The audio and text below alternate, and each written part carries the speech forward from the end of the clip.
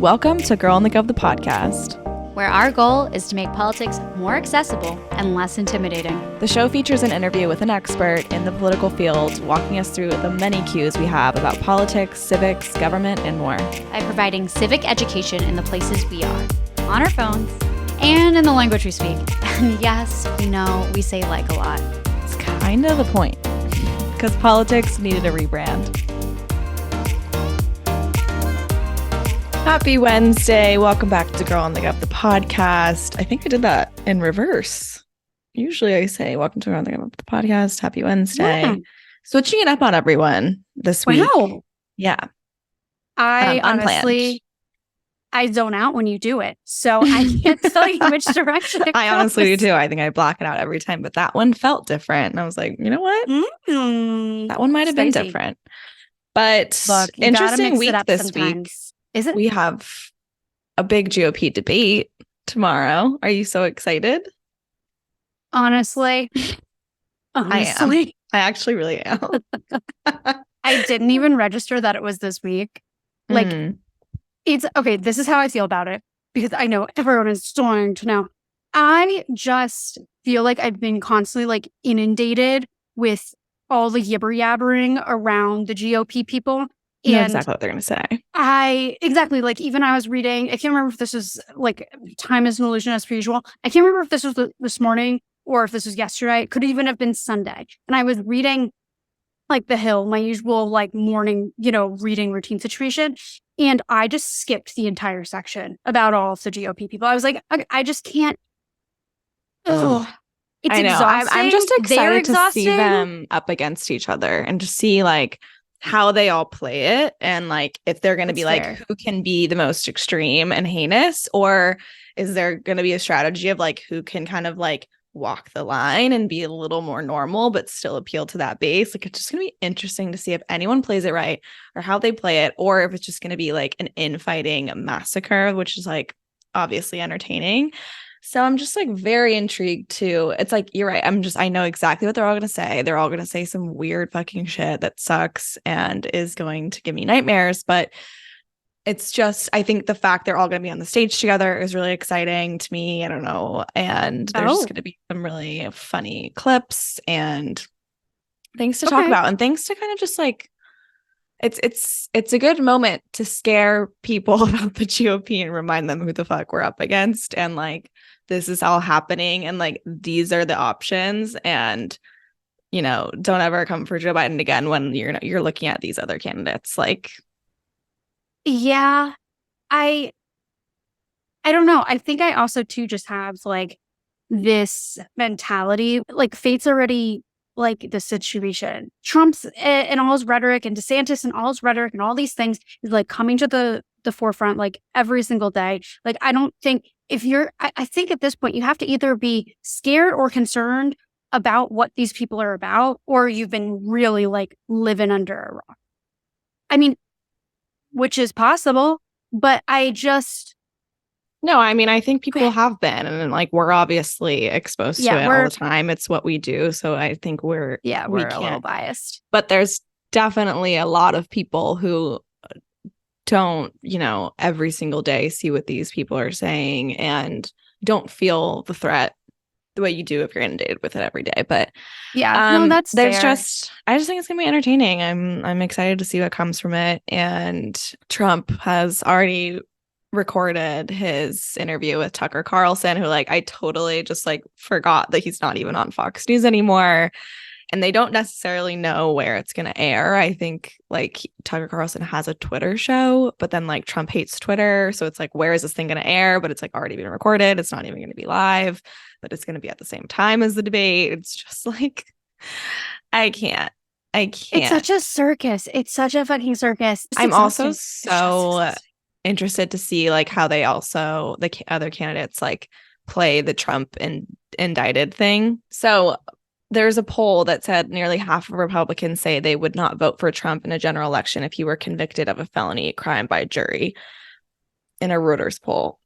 But they're all going to be like, on Trump's side with this. And it's just going to be interesting, like, to see if anyone gets asked blatantly, like, if he is convicted of a felony, what do you think? and see like where they land. But it's also Fox News doing it, so who knows? Right. Like, I just don't think it's, maybe it'll, like, to your point, maybe it'll ring something new and true to someone that hasn't been engaged until now, that typically votes Republican. But like, I just, like, the GOP has like set the stage of this like the last few years. Like, they don't give a shit. Like, you know, well, no, it's like, oh, but it's all gonna be so clippable. The clippable moments will be all over TikTok, and just getting those moments in front of people is gonna be, I think, good to just remind people, hey, it's about to be another presidential election cycle. Here's who's running. Have some fun. Go watch these clips. These people are just so insufferable. I know. I'm just having no, like, what can I say? I'm just like not in the mood for their bullshit. Not that I'm ever in the mood for their bullshit, but I just like, I'm never in the mood for their bullshit until it comes to GOP primary season and I get to see them duke it out against each other. That's the only thing I'm excited about, is that it's a new setting where, you know, it's not just them like out there doing their stupid thing, but that they're, you know, I just love debates, period. I think they're really entertaining and always interesting, but a GOP one, it hasn't happened in a long time. And I'm excited to just see how this new era of Republicans function on a debate stage. We're just going to get you some cage fighting tickets, because I think that's I have been to a UFC fight and it was the worst experience of my life. I saw a guy get a knee straight to the nose and it shattered his entire nose. His bone shattered into his face and his nose was gone. I was like, Dad, I'm never coming here again. Why did you take me to this? Like, this is stupid. Yeah. Anyways. Oh my God, I would have literally fainted, because, you know, me and blood, it's not good. No, me and my sister were not okay. I was like, what are we doing here? What is anyone doing here? Wait, you know what? I need to add that to my never have I ever list. Never have I ever gone to a UFC fight. I've never been to a fight. I think the only fight I've ever actually seen is between two people in my grade senior year on the soccer field over a boy. Wow. Interesting. But all the fighting aside, we do have an episode for everybody. Me too. Today, and Samantha's going to run us through our guest. Yeah, well, speaking of fighting, we are talking about fighting for more representation on campaigns, and also just like what campaigns look like the classic, like, working behind the scenes situation. What does that look like in today's day and age? What does that look like at the state level, beyond? What are the different organizations that are really involved and paramount? I'd never used that word in my goddamn life. Paramount? Wow. Send me to Harvard. We're talking about campaigns and all the campaign mishigas and so on with our friend Sarah Andrews, who actually works at one of the organizations we chat about, Emily's List. And if you guys know, we've had Emily's List peeps on the pod before. We love what they do, and we're going to talk to you about what they do in this episode. So I'm not going to spoil it. I'm not going to do it. It's just not going to happen. Not here, not now, not anytime. But anyways, without further ado, here's Sarah. All right, Sarah Andrews, welcome to Girl on the Gov, the podcast. It's so fun to be here. I know. It's so exciting to have you here. We have so much to get into. We have to talk about campaigns, working on them as a mom to be more of, and also, of course, like what you're doing now in terms of recruiting candidates. Just so much to get into. But I think we got to start with like how you got into politics, and also how you became a campaign manager, which is one of the big roles that you've had so far in politics. I'm curious, like, where did that begin for you? How did it all happen? If you give us a little bit of like a rundown there, that'd be great. Yeah, happy to. Well, first of all, so stoked to be here with both of you amazing ladies. Love to always build relationships with women across the country that work in this space. So just grateful to be here. So yeah, politics. You know, it's so funny because I feel like this is one of those fields where I talk to so many people and they're like, yeah, I studied like anthropology, or I studied physics, and then I just like happened to, you know, get into politics. Like, it's one of those fields where some people think, oh, I'm going to go study political science and then go get a law degree, and that's why I work in politics. And for the majority of people, especially in campaigns, like that's just not the trajectory. And I find that the people that excel in this work don't necessarily have the like traditional path that you would think. So I start by saying that because that was kind of similar to how I got into this work. I was a little baby college student. I was studying peace and conflict studies because I went to University of Colorado in Boulder, and they had a degree that was that. That I feels was like also it studying, fits. Like that makes sense. yes. If there's a school that's going to have that, it's there. Yeah. Yeah. I'm a rural Vermont girl, go to CU wearing my Birkenstocks. I also was studying politics at the time, but like didn't really think that politics was the thing for me. Like I wanted to get into journalism. I wanted to join the Peace Corps, right? Like those are the things I wanted to do, or I thought I wanted to do. And then I was, a sophomore during the 2012 re-election campaign for the president. So President Barack Obama. And people were, on campus trying to get people to volunteer and make phone calls. And they kept asking me. And I also was like, I've always been a little bit of a type A overachiever. So I'm like, oh, let me sign up for something. But then they kept calling me and I just like kept ignoring their calls. Finally, I'm like, fine, I'll just go into the field office and make phone calls. This is so annoying. Just maybe they'll stop calling me. And, I tell this story often when I talk to people that are first getting into politics, because some people think like, I'm going to go write a policy paper. And I'm like, just go volunteer and make phone calls. And it was literally mind blowing. I remember the specific script I was calling about. I was calling just women and we were talking about the Affordable Care Act. And it literally changed my life because there was things about the Affordable Care Act that I had no idea affected me or my family. Pre-existing conditions is one of them. And it was just really a moment in my life where I felt like I was in the right time at the right place. And so fast forward, many, many years later, and I think back to that moment where I'm like sitting on the ground in a field office. There's literally like two other people in this like windowless box. And I'm making phone calls and like having this epiphany of like, oh my God, I could actually like change people's mind and I don't need to be a policy expert. So I ended up dropping out of college to work for Barack Obama, like many Barack Obama kids. And I'm a millennial. And I think that was something that I felt. I remember calling my parents and they were like, wait, you're doing what? You're dropping out of school? But I was like, they're going to pay me $25,000 a year. Like this is, I'm going to be rich. My God. Right. It just goes to show you like how far we have come since then. And I'm going to work 100 hours a week and like get paid basically nothing. So, I felt really strongly about it. I just was so passionate. Like I felt like I was literally changing the world. I felt like my voice was like a very powerful thing, which as a young person, I think I was like 19 years old, 20 years old. That was huge. So fast forward, I ended up going back to college after the Obama campaign. So I was a field organizer. And then I did a lot of different roles. After I graduated college, I interned at the White House, which is an amazing opportunity, but realized like I wanted to get back out there, worked for Hillary Clinton for about 2.5 years, all across the country. I just kind of worked my way up. People work in these roles in a lot of different capacities. I'm a sucker for people that work in field because it's a little bit different now. COVID has kind of changed the political like ecosystem, but I think field is just or community organizing is just like the like soul of politics. And I feel so grateful that I like started in that space. So without going on a total tangent, that's kind of, fast forward, I then end up working for the governor of Colorado on his first campaign as the coordinated campaign director, which is like, we can get into it, but it's just like jargon for coordinating all the different campaigns at all levels for the whole state.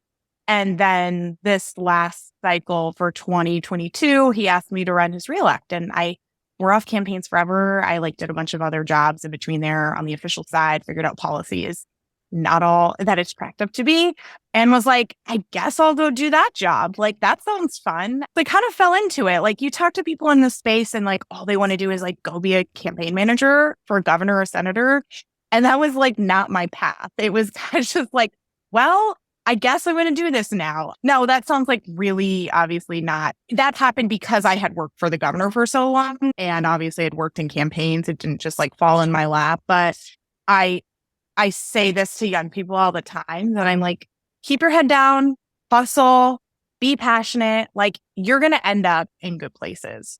So anyway, that's my long life story. Well, but I think to your it. point, like careers are not straight lines. And I think there also used to be just like such that mentality that they were, and that it's like, okay, you go to high school, you go to school after or not, you pick a career and then you go exactly with that and take the exact steps to get there. And there is no other, sort of lane or path. But I think especially even post-COVID too, that has really, really evolved. And I think even more so to your point in politics. And I'm curious too, as a campaign manager, when you got to that role, how post-COVID, how that world sort of shifted what that role looked like. Like, what was it like being a campaign manager in this sort of like new era that we're in?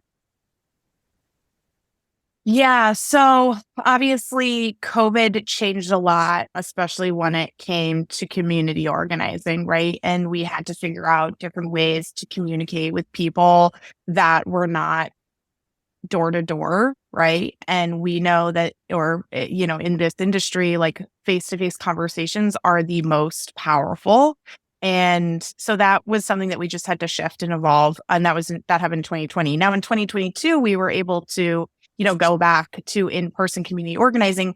But as you all know, it's just a different, like people now are used to being online. People are used to being in these little boxes. They don't want to come into a field office. And then also, people are busy, and then we see the same issues. Like there isn't enough childcare. There aren't resources for young families to be able to like come in and volunteer their time, but they'll like pick up the phone and like can do a dialer at home. So just like making sure that the field program had like a relational organizing aspect is and was and will continue to be very, very important as we kind of are now in this new era of campaigns. Now, all the other stuff, whether it's comms or research, right, or digital, all of that stuff, I think it evolves. Campaigns always evolve, but none of that was really, affected. I would say the advantage of COVID is people are more apt to like do online events. And so you can have sometimes a broader reach of your candidate, where before it was like, I'll just wait for the candidate to come to my town. And now it's like, oh, I'll just get on a Zoom call and like do a tele-town hall or whatever it is. And I think that's actually an advantage of COVID. Not to say there's any positives of COVID, but in this space, I think there's a few. Well, I think to your point, I do think that it really normalized digital communications and like being on Zoom. Like I do not remember Zoom ever even being a thing before COVID. I'd never even heard of it. I did all my like PR calls. It was all like non-video or like in-person meetings. And then I was almost wondering when the pandemic hit, I was like, who's been using Zoom? Like, who's been on this thing? Like, what is this technology that's like obviously existed, but just wasn't as prevalent? So I think it's interesting how like those norms have come into things. And now it's like, oh yeah, hop on a Zoom. Totally. Like makes total sense. It would be weird if it wasn't a thing. I feel like it's totally had its pros and cons too, of just what it's done to organizing. Like it's kind of made it more efficient. It's kind of forced the political space to digitize and innovate. But, it's also, if you think about like 2020 and the way that there wasn't door knocking, there wasn't that face-to-face communication, like Biden only wins by 47,000 votes in 3 states. So, and he could have probably won by much more if there was that field game there. But, hopefully now we can kind of find the perfect medium of both. But it's just such an interesting conversation. It's going to be something that I think continues to unfold as we go through these elections. But curious from your experience, if you could kind of like draw up or like give us a a drawing of like a job description for a campaign manager, like what would the day-to-day look like? Like what's the typical pay range, hours, like what are the kind of like job description, like bullets of what a campaign manager looks like? I know it probably varies by what type of race you're and campaign you're running, but if you can kind of give that snapshot for people who might have an itch of an interest of maybe doing it themselves or just are always curious, like what does a campaign manager do? How does that function?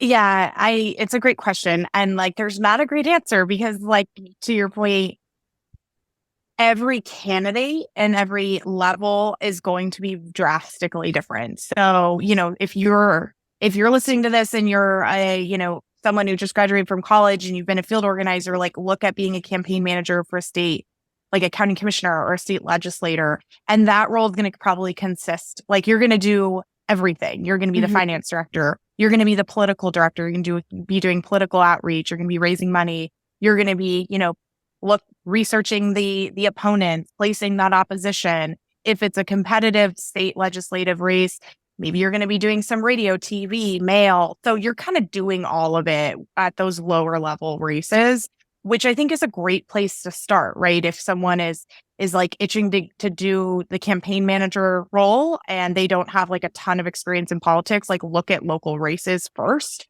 City council people need campaign managers, right? Like you can cut your teeth in that and you could do all of it and learn so much in that one role. Now, being a campaign manager on like a congressional race or a statewide race like governor, like what I did is a much larger scale organization that you're building. I love to describe my role as like a executive of a startup when I was in that role. Because that's New York Times did this really great piece in 2016 about I think it was like the Hillary Clinton versus Bernie campaign, and that it was like the largest startups ever. Like and I was on the Hillary campaign, right? So like we went from $0 to like 250 million, right, in like a year. That's crazy when you think about the tech world, or how much money they raise and how much, like what that cash flow looks like over a short amount of time. So when you get into these larger races, it's very much like making sure all the pieces fit. So I'm not necessarily like staffing the candidate anymore. I'm not necessarily like pitching reporters or writing press releases. I'm overseeing all of those pieces. But, to your question, like, what does a campaign manager do? It's kind of what you make of it. And what your candidate needs and wants. Like every candidate's different, every race is different. But whether it's comms, field, finance, digital research, like all of those things fall under the umbrella of campaign manager. Depending on your level, you might be, 1 foot in, you might be, fully bought into like one of those pieces on any given day. Wild. I love this. It's a loaded question. No, it totally is, because yes. like you said, and like we're saying, it's like it really does differ between level which you're running, also too like where you're running, how competitive the race is. Is this like a shot in the dark, and sort of getting the legs to a campaign that might lose, but sort of starting that legwork there or whatnot. I mean, there's just so many different options, but I'm curious for these campaign managers, for your pastoral too, like, are there support systems for campaign managers? Are there resources? Like, what's that sort of world look like?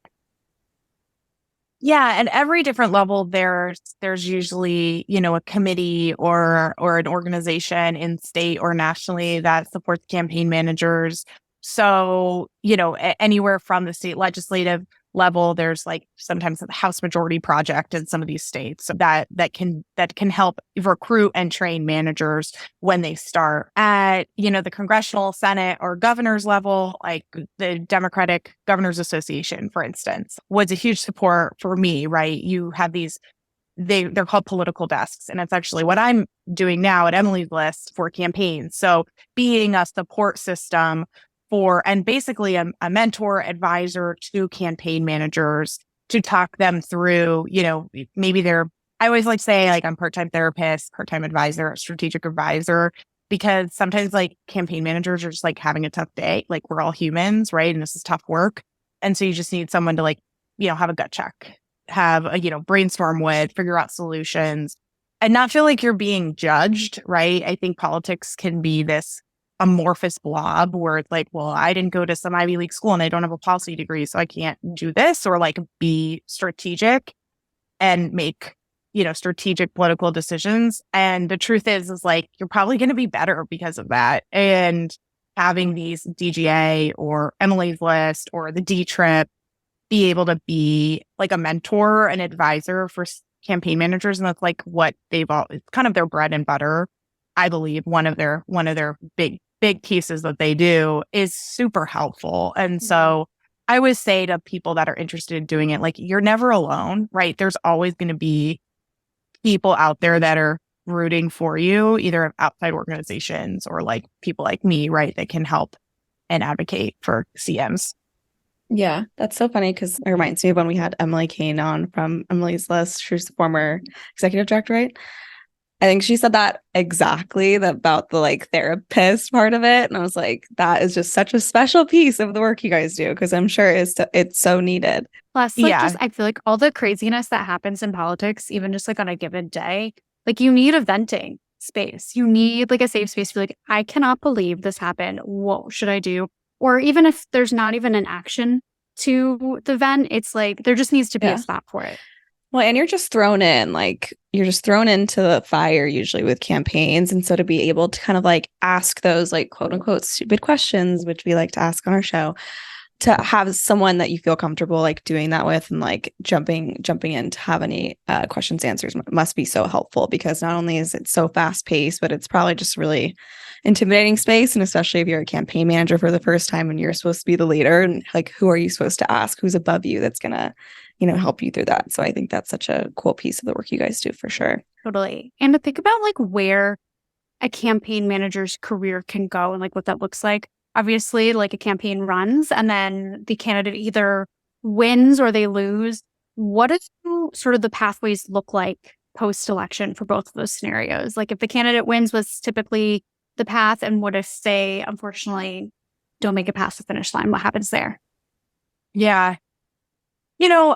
This is like something that I know every organization really, or not everyone, but like, and especially at Emily's List, like trying to figure out a pipeline for political staff is always really challenging. Like I don't think there's like a silver bullet to it, regardless if you win or lose, right? Because let's say, you're working for someone who's already an incumbent, which like is someone who's already in office and they already have all of their team set up, and you win and you're, yay, this is so great. But then they don't have any open positions. And so like working, I always say like politics is a networking game too. And so like working those relationships, seeing, and again, put your head down, try hard, be a good person, be passionate, like good things will happen to you, but you still have to do that like networking game, right? And that can be challenging, especially for young people, and be really intimidating. So there's not a great silver bullet and there's not a great, one organization that does this work. But what I can say is there's great like training programs for folks, like the Blue Leadership Collaborative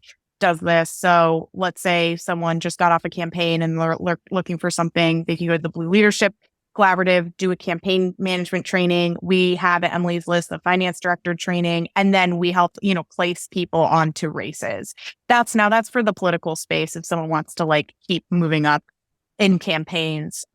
For someone who's working on a campaign and it's someone who's new, they get elected, like there's lots of opportunities, right? When the governor of Colorado was first running and he gets into office, like there was lots of opportunities because it was a brand new administration. So, I always like to say, obviously work for someone that you're passionate about, but also kind of think about the long term. And, you got to look out for you at the end of the day. And so just thinking when I'm talking to people about like, okay, well, what campaign makes most sense for you? Like I screen a lot of potential campaign managers. And that is definitely a question that people ask, like, well, what does the trajectory look for me after this campaign? Either we win or we lose. And those are the hard questions that I think some people have to ask, especially, cost of living these days is so expensive. Like we can't afford to be doing unpaid internships anymore. Like that's not a thing, right? So just thinking about like, what are your resources? Where do you want to be?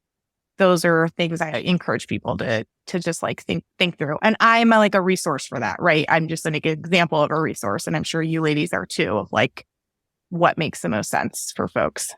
Yeah, for sure. Well, to transition, you mentioned, your time as campaign manager. We want to get into some of that because you, like we said, were campaign manager for Governor of Colorado. Curious about like how you ended up working on that campaign, and also like we know you received some big news on that campaign and kind of how that all shook out for you. I guess we can start with the kind of intro story and how you got there. Mm-hmm. Yeah. So not to be too repetitive, but, just my kind of life story of how I got into this work. I was working in the governor's administration. I was the chief of staff for a government agency, and I kind of swore off campaigns. Like, I'm never doing it again. I'm exhausted. I've, put in my time, 100-hour week. Yeah. I'm getting old. Like, at that point, I'm like getting close to my 30s. Like, I can't do this anymore.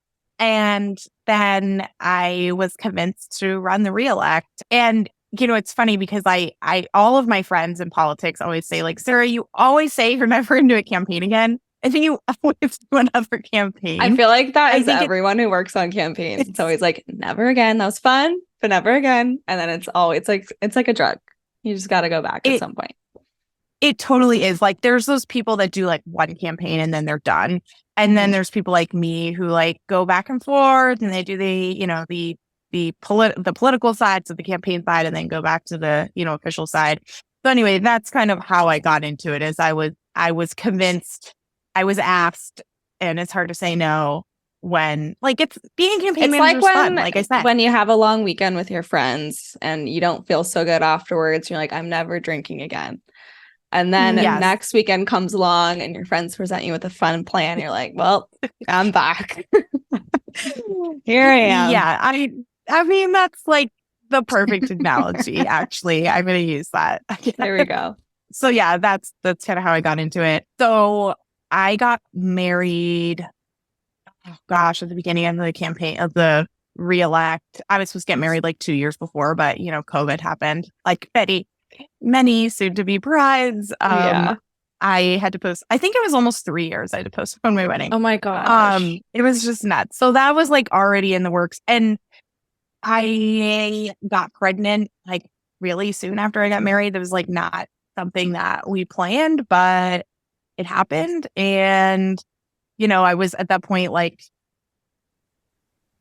there's never going to be a good time to I'm almost 30 at this point. Like, I'm almost 30, and I think I was already 30. I can't remember. I was definitely already 30, and was like, I think like we're just going to do it. And, it's going to suck and it's going to be really hard, but we can do hard things. Yeah. I can do hard things. How long until election day was it? Like when I found out? Yeah. So like, when was your due date compared to election day? Essentially. So I was due June 2nd and election day was in November. So like, what is that, 6 months? So I'm like, remember doing the math in my head. I'm like, okay, so I get, I have this baby. Hopefully they come early, because in campaigns, all I'm thinking about is like when we're going up on TV and when our mail program starts and like when we have to film the commercials. And I'm like, no, I have to be part of that. So I'm like, great. So maybe I'll get induced like a week early. That would be perfect timing. I'll take 6 weeks off, which we can get into that, which absolutely was not enough time. And then go back. And that's literally what happened. Like my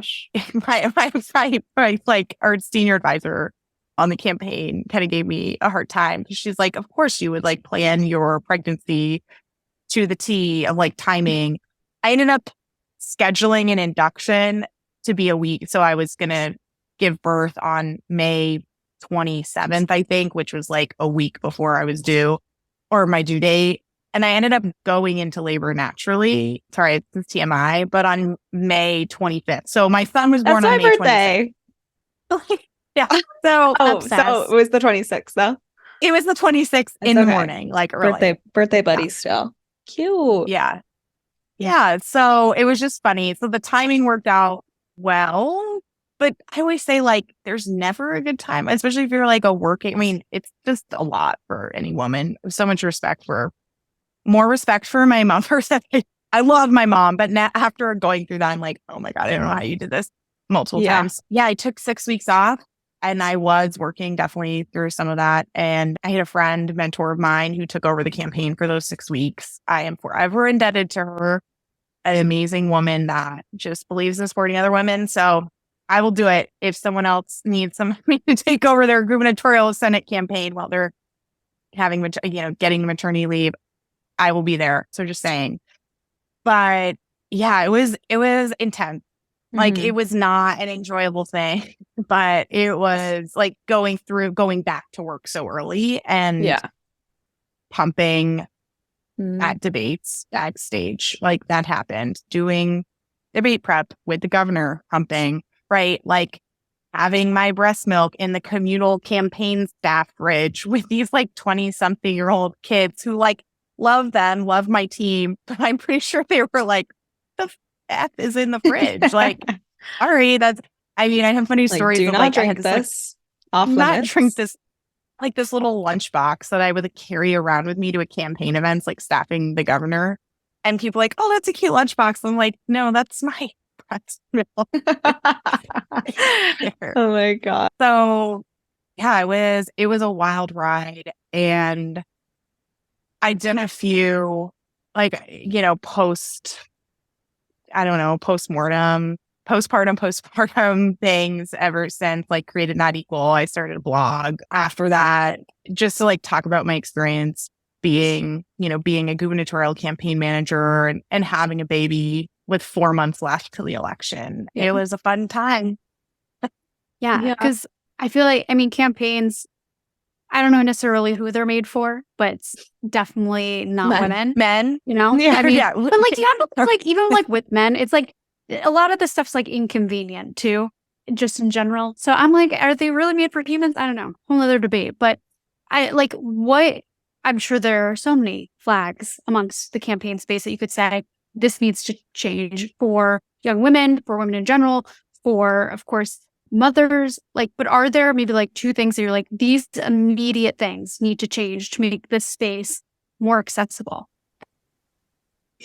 Yeah, childcare is huge. Like, childcare is a crisis everywhere, no matter what industry, like for everyone in the United States. It's a crisis. And, I think this for both candidates and for campaign staff, like to be able to work in a campaign and take time off and feel supported. Like it's true. There isn't a lot of spaces or opportunities on campaigns where you could just like go and I don't want to say like take time off, because you're not taking time off. You are not sleeping and you are like in a daze and you're caring for another human being. Mm-hmm. But I think it's hard when you're in an environment too with a lot of people that are not parents per se yet. And so there's like, I think people don't really understand or haven't been through it. So for instance, I'll use the example of like, I couldn't talk from 5 to 7 p.m. because I had a child that I had to feed and put down to bed.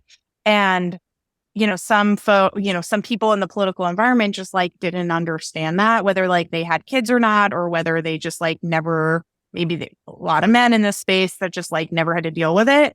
Mm-hmm. And so, just like setting clear boundaries, number one, is like really huge, right? Like immediate things that you can do, like set real boundaries, set real expectations.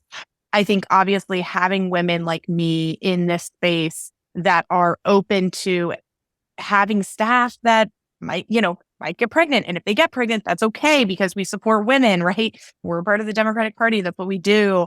It's easier to say than do, right? I find that like this is a space, the Democratic ecosystem, where we love to like talk about progressive change, but like sometimes in our own ecosystems and our own organizations, like, does that actually happen? Mm-hmm. Right.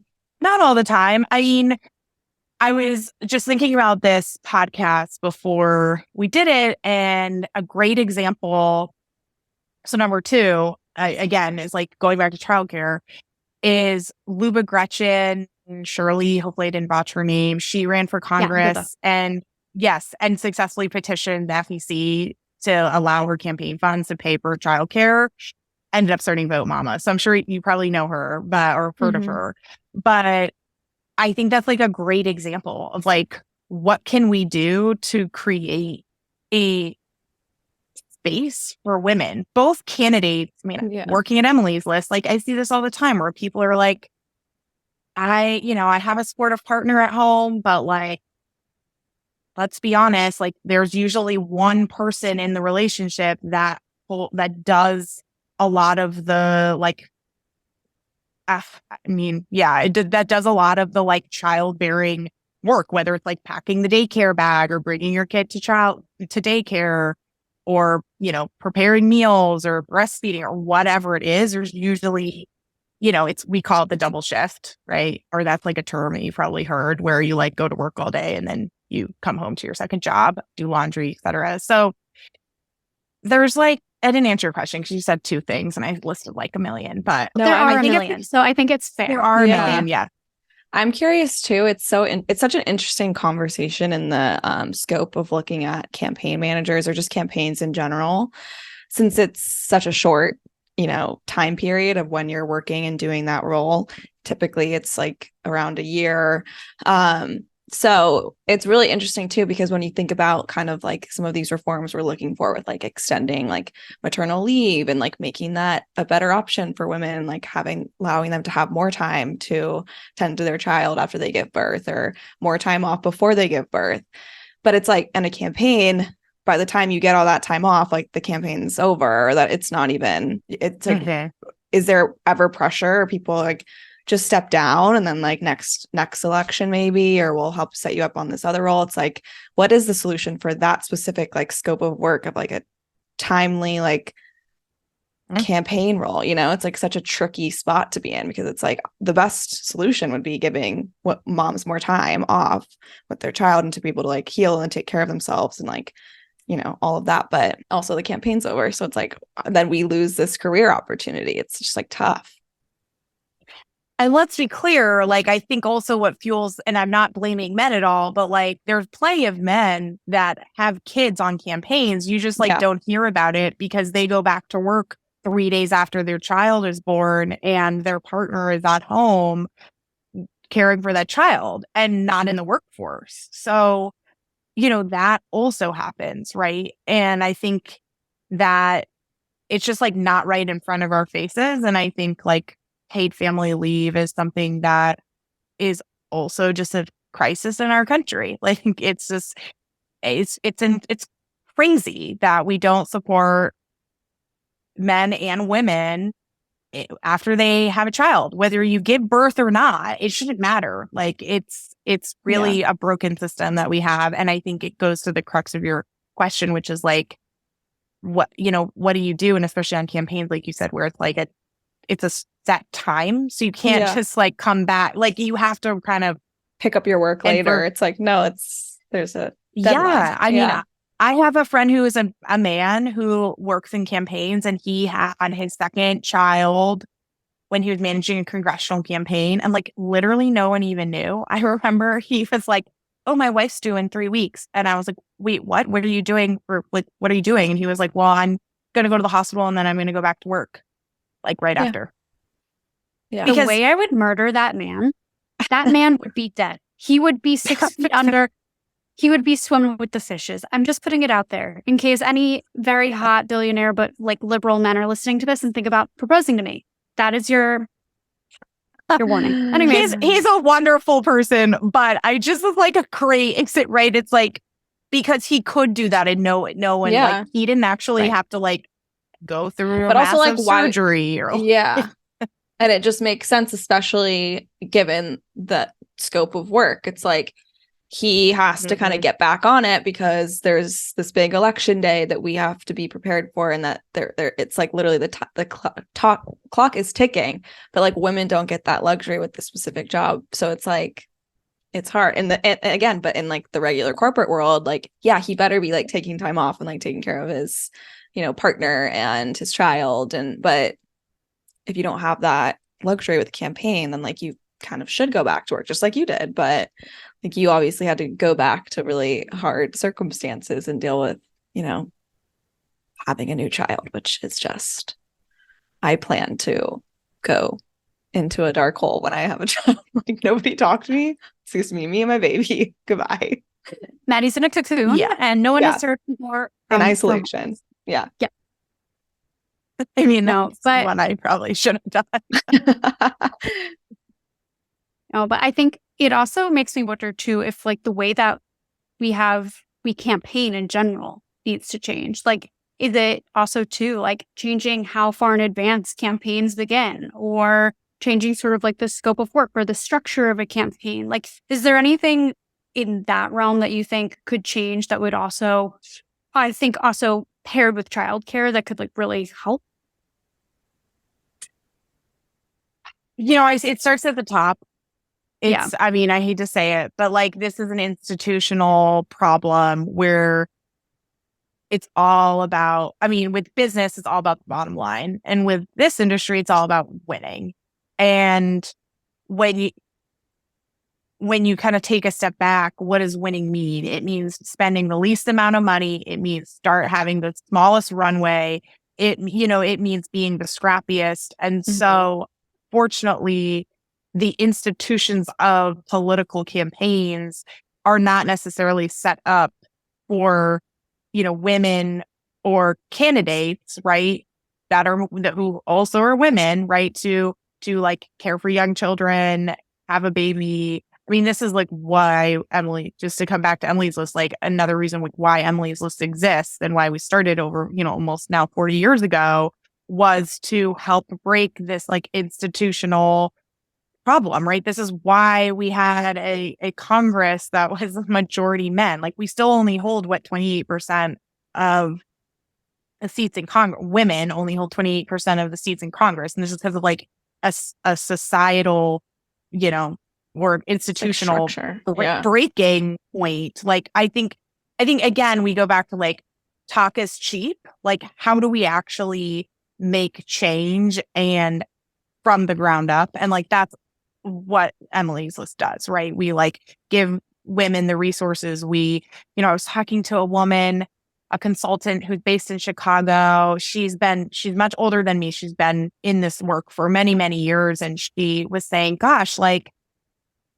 15, 20 years ago when it was like the year of the woman, what was it? 1990 something, 1992 was like when I was born basically. And literally there was like these women like ecosystems, and it was like this person is going to take care of the kid and bring food to the candidate and drive the kids to daycare and just to like support women that were running for office in that way. I'm like, where did that go? Like we need that. Like that's the organization that we need to like, either we need to do it at Emily's or we need to like figure out a way to do it somewhere, because that's the problem, right? Like paid family leave, childcare, all the societal issues that we face, like trickle down into now what we are talking about, which is like women in politics. And that's just not to be like a downer, because I think there's lots of good things that we can do, but like, it's going to take time, right? It's 2023 and we still only have 28% in Congress. Right. Like, totally. What is happening? Yeah, totally. Well, you are a superhero for all of your amazing work, and just hope to see more and more of it. Hopefully we can start to break down some of these barriers. But tell us a little bit more about your role now at Emily's List, and particularly like what you guys are working on leading to 24, which is going to be huge. I'm sure things are kicking up, but what's new? Yeah, I mean, gosh, so a lot. So after the campaign, I took some time, well-deserved time off, I will say, with my little guy, which was great. I called it my sabbatical. Love it. It's that people were like, so what are you doing now? I'm like, I'm on a sabbatical. And then people just shut up after that. Yeah. See, like, that I like, love. what? It's knowing like what will just shut people up and having just those cues ready to go. Honestly, that would be like a fun little like pocket dictionary to have like little terms for politics of like just Yes. immediate shut up moments. I remember when my professors used used to like say, they're like, going on sabbatical next semester, you won't see me. I'm like, what are you really doing during this time? Like, What does that mean? You're smart for And then implementing Maddie began to snoot. And that's how that all went down. So yeah, for anyone that's listening that's in between campaign jobs, if someone asks you what you're doing, you just say that you're on sabbatical and no one will ask you anything else. Yeah. So I started with Emily's List a few months ago as the Federal Gubernatorial Campaigns Director, and it's been amazing. I mean, I love what I do. I think this is a fun fact about me. When I was in college, and I went back to college after I dropped out and then ended up being convinced to go back, I wrote my honors thesis and it was called Women Are Bitches, Men Are Leaders. And so it just feels like so full circle to be back in this work, you know, almost 15 years later. And I love what I do. Like right now I'm in California. I'm talking to ladies who are interested in running for Congress or are already running for Congress. And it's like so empowering for me. And I feel so humbled to be in this work at this level and, you know, being able to like really move the needle on these things that we were talking about. I think having more women in elected office, especially at the federal level, is going to change these things.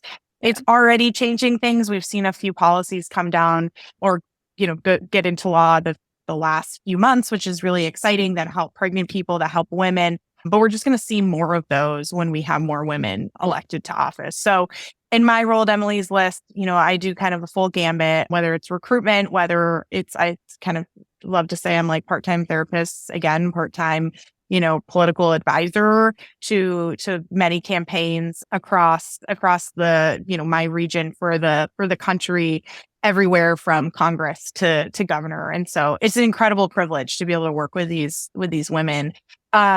So we do everything from like recruiting campaign managers and finance directors to setting up budgets to putting together, you know, media plans and, you know, all of the things that kind of, and I'm not going to throw all the jargon at the wall here, but like all the things that have to go into running a professional and lean operation, we help women set up. We, you know, give them the resources and really the confidence to run a campaign and a winning campaign. I always say, like, I'm in the business of electing women, but I'm also in the business of winning. And that's what we do at Emily's List. And so really excited for 2024. It's going to be an incredible cycle. We have obviously presidential at the top of the ticket. I believe that we have a very strong opportunity to take back the House. So we have incredible ladies all across the country, incredible men too, but you know, I don't work with them. So incredible ladies that I mean are just, and like I say, like going back to the beginning of our conversation, a lot of these women were like community organizers or like PTA presidents or started, you know, were a stay-at-home mom and then ran for city council. I mean, it's just like talking about it right now, like I'm getting chills. Like the stories I hear are absolutely incredible. And it gives me hope because I know there's a lot of shit right now in politics and it's easy to feel like we're never going to do anything. But when you go and talk to these women who are running for Senate and Congress and governor, like it gives me hope at the end of the day. Like we're doing things, we're changing things. It's gonna take a long time, but you gotta start somewhere. Totally. It's step by step, bit by bit. Like, and I think too, it's what we've learned in politics is like redefining also what a win is. Like maybe it's not winning the first time, but it's winning the second time. It's making like inroads in different places. And, you know, that is always sort of a changing situation. But I'm super curious to your point about potentially winning back the House in this next race. What, you know, states, what areas give you hope? Like, where are the sort of like rays of sunlight? They're like, ooh, everyone should pay attention here. Yeah. So I'm in California right now, and this is one of the states I work in. And, you know, I always say, and I think this is like something that you probably have heard from other folks, is like taking back the House runs through New York and California, right? There's so many opportunities. I think that's where both of you are from, right? Or live, right? Maddie, you're in California. Sammy, you're in New York. So we need you out there helping us win some of these seats. So I think the key obviously is is holding on to our incumbents, right? Protecting them, making sure they get reelected, but also, winning some of these red to blue seats that we used to hold in the past. Now with redistricting, like in last year it was a better year than we thought, but we did lose a lot of seats on the congressional level. And so looking at that map and seeing, and I can tell you right here in California, there is a ton of opportunity to flip congressional seats from red to blue. We've held them before. We have phenomenal candidates. It's just going to, it's still early, but it's never too early to run a campaign. I always say, early money is like yeast. It makes the dough rise. There's our mantra here at Emily's List. So I would say to your question, New York and California, obviously there's going to be like little pieces and little, races across the country that are, don't exist just in those states. But those are the two big states I would keep an eye out for. The primaries here in California is in March, is the jungle primary. So then it's just the top two. So, we're going to probably see a lot of Dem on Dem races. I don't necessarily think that's bad. I mean, honestly, great, because then we know we end up having a Democrat at the end of the day. But yeah, it's going to be a long road ahead, but I'm feeling confident. This is our year. Like turnout, it's hopefully going to be high. So we just got to, keep talking about these races and these candidates. And Yep.